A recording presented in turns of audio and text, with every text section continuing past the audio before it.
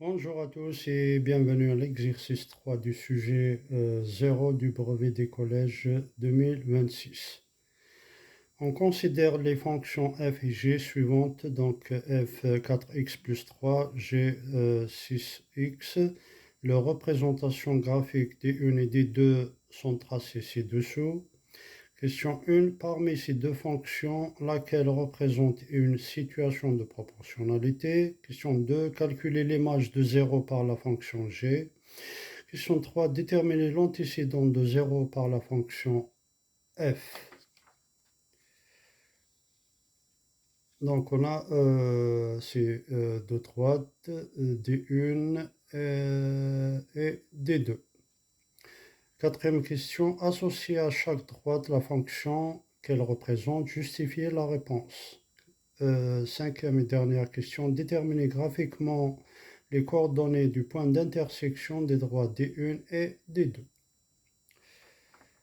Alors, donc pour la question 1, situation de proportionnalité, on a G de x égale 6 fois x représente une situation de proportionnalité.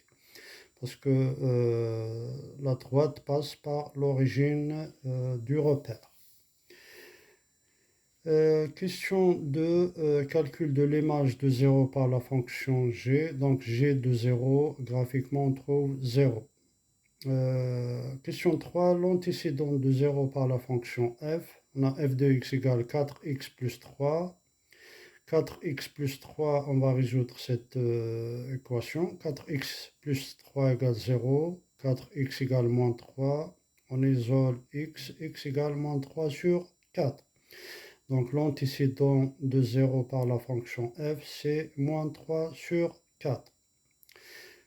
Question 4, justification. On a la fonction g représente une situation de proportionnalité et doit donc être représentée par la droite passant par l'origine, c'est-à-dire D1. La fonction f possède une ordonnée à l'origine, c'est 3. Si on met x égale à 0, donc on trouve 3. En plus, elle ne passe pas par l'origine du repère.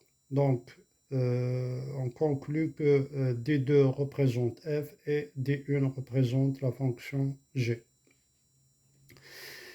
La cinquième question, graphiquement, on trouve l'intersection, les coordonnées du point d'intersection, c'est 1,5 sur l'axe des abscisses et 9 sur l'axe des ordonnées. Voilà, je vous remercie.